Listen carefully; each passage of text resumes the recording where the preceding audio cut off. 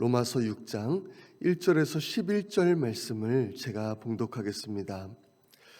그런즉 우리가 무슨 말을 하리요? 은혜를 더하게 하려고 죄에 거하겠느냐? 그럴 수 없느니라. 죄에 대하여 죽은 우리가 어찌 그 가운데 더 살리요? 무릇 그리스도 예수와 합하여 세례를 받은 우리는 그의 죽으심과 합하여 세례를 받은 줄을 알지 못하느냐? 그러므로 우리가 그의 죽으심과 합하여 세례를 받음으로 그와 함께 장사되었나니 이는 아버지의 영광으로 말미암아 그리스도를 죽은 자 가운데서 살리심과 같이 우리로 또한 새 생명 가운데서 행하게 하려 함이라. 만일 우리가 그의 죽으심과 같은 모양으로 연합한 자가 되었으면 또한 그의 부활과 같은 모양으로 연합한 자도 되리라. 우리가 알거니와 우리의 옛사람이 예수와 함께 십자가에 못 박힌 것은 죄의 몸이 죽어 다시는 우리가 죄에게 종노릇 하지 아니하려 함이니 이는 죽은 자가 죄에서 벗어나 의롭다 하심을 얻었음이라. 만일 우리가 그리스도와 함께 죽었으면 또한 그와 함께 살 줄을 믿노니 이는 그리스도께서 죽은 자 가운데서 살아나셨음에 다시 죽지 아니하시고 사망이 다시 그를 주장하지 못할 줄을 알미로라. 그가 죽으심은 죄에 대하여 단번에 죽으심이요 그가 살아계심은 하나님께 대하여 살아계심이니 이와 같이 너희도 너희 자신을 죄에 대하여는 죽은 자요 그리스도 예수 안에서 하나님께 대하여는 살아있는 자로 여길지어다. 아멘. 우리는 신앙생활을 잘 하려고 이렇게 노력을 하지만 죄에 넘어져서 좌절할 때가 많이 있습니다. 예수님을 믿고 또 우리의 죄를 회개하고 큰 은혜도 체험하고 이제 다시는 내가 죄를 짓지 않겠다고 굳게 결심을 하지만 그렇지만 시간이 지나고 다시 또 죄를 짓게 되고 그런 우리의 모습들을 보면서 낙심하고 또 믿음이 흔들릴 때가 있다는 것이죠. 오늘 본문의 로마서 6장에는요 우리가 그렇게 죄에 자주 넘어지는 여러 가지 이유가 있겠지만 그 중에 한 가지 이유에 대해서 이렇게 말씀을 합니다. 그것은 우리가 이미 죄에 대하여 죽었다는 사실을 잘 알지 못하기 때문이다 라고 이제 말씀을 하고 있습니다. 오늘 본문 2절은 이렇게 말씀합니다. 죄에 대하여 죽은 우리가 어찌 그 가운데 더 살리요?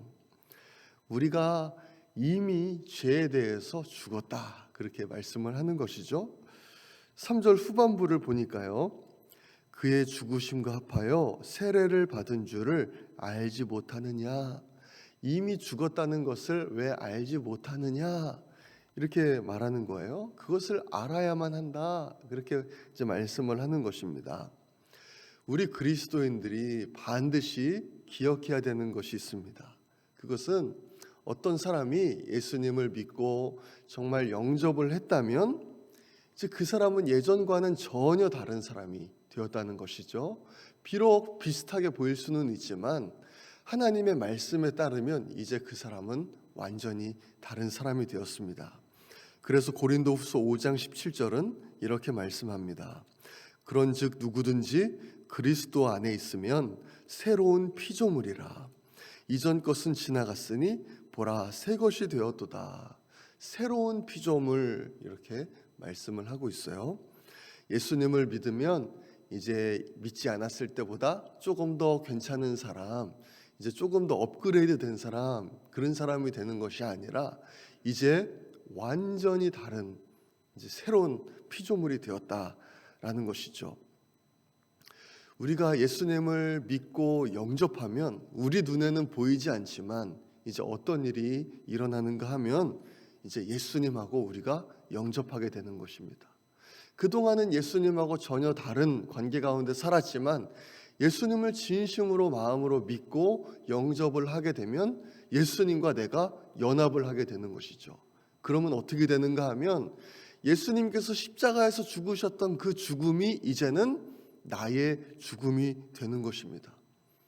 성경을 보면 죄의 삭은 사망이요 이제 그런 말씀이 있죠. 죄가 죄인에게 요구하는 것이 있습니다. 그것은 바로 그 사람의 생명이에요. 그래서 너의 생명을 너는 죄인이기 때문에 나에게 달라, 그렇게 요구를 하는 것입니다. 그런데 예수님과 연합한 사람은 예수님의 죽음이 이제 나의 죽음이 되었기 때문에 이제 그 죄의 세력이 나에게 요구할 것이 없습니다. 왜냐하면 나는 이미 죽었기 때문입니다. 그렇기 때문에 나는 이제 죄의 지배를 받는 사람이 아닌 거예요. 이제 죄의 종노릇에서 이제 벗어날 수가 있게 된 것이죠. 그래서 오늘 본문 6절은 이렇게 말씀합니다. 우리가 알거니와 우리의 옛사람이 예수와 함께 십자가에 못 박힌 것은 죄의 몸이 죽어 다시는 우리가 죄에게 종노릇하지 아니하려 함이니. 이제는요, 그동안에는 이제 우리는 어쩔 수 없이 죄에게 종노릇할 수밖에 없었습니다. 죄에게 끌려가지고 어쩔 수 없이 나는 원하지 않더라도 죄를 지으면서 살 수밖에 없었어요. 그런데 이제 예수님의 죽음이 나의 죽음이 되었기 때문에 이제는 죄가 나에게 지배력을 행사할 수 없게 되었다는 것입니다. 아주 엄청난 일이 일어난 것이죠. 그런데 이 말씀은요, 그리스도인이 그러면 앞으로 죄를 짓지 않고 살아간다라는 뜻이 전혀 아닙니다. 여전히 그리스도인들은 죄를 지을 수 있습니다.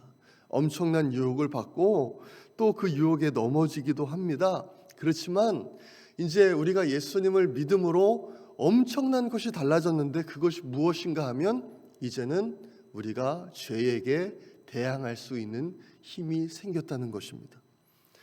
이제 더 이상 죄가 우리의 주인이 아니라 예수님이 우리의 주인이 되셨다는 것이죠. 그래서 이제는 죄를 뿌리칠 수가 있게 되었다는 거예요.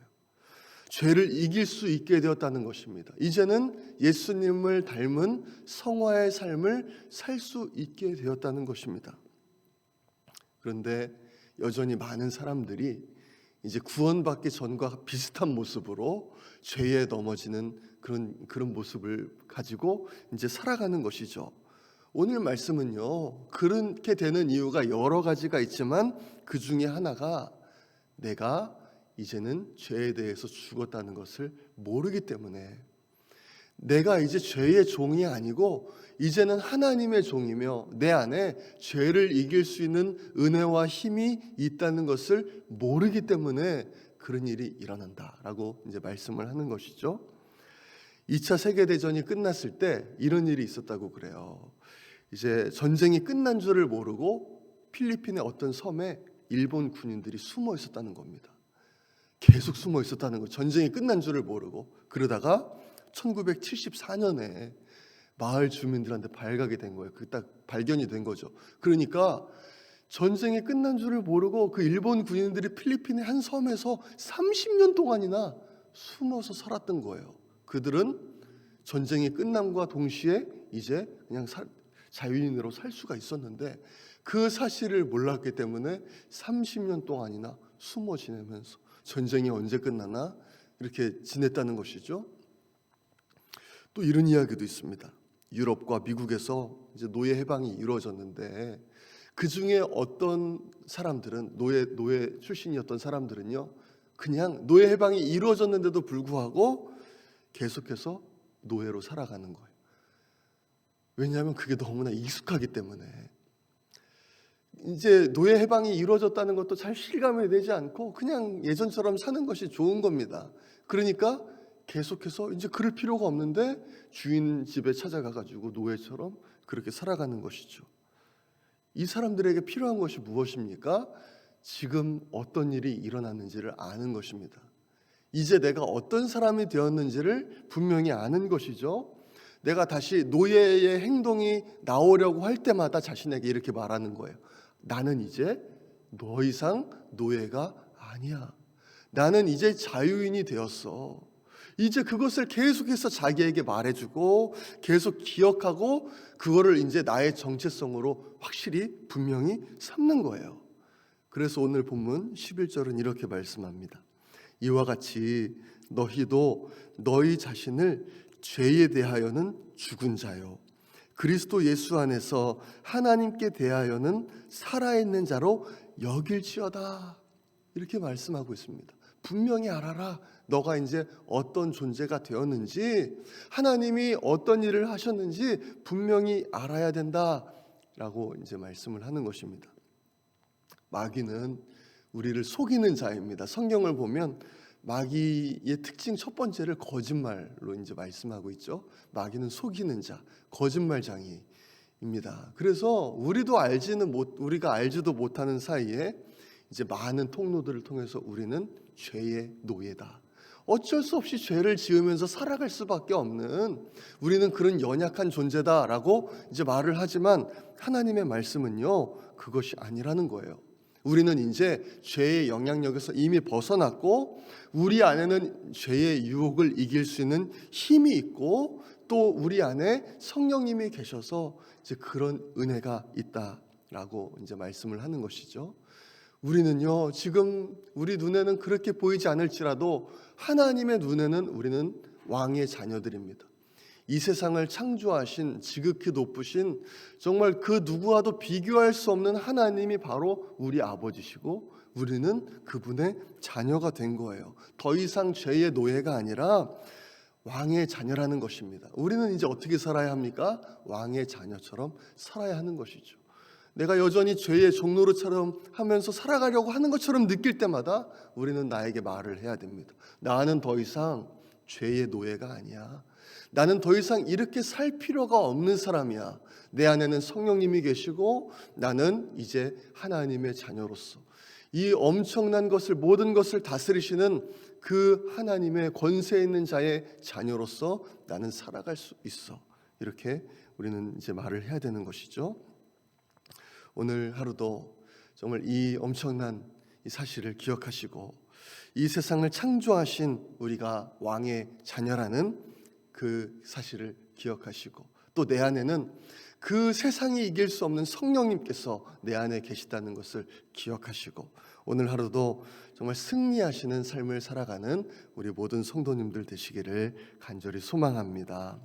네, 이 시간에 우리 함께 기도하겠습니다. 오늘도 하나님 주님 의지하며 하나님 이제 내가 완전히 새로운 피조물로서 하나님의 자녀가 되어서 날마다 성령님과 동행하는 그 존재가 되었다는 것을 믿으며 오늘도 승리하는 삶을 살아가게 하여 주옵소서. 기도하겠습니다.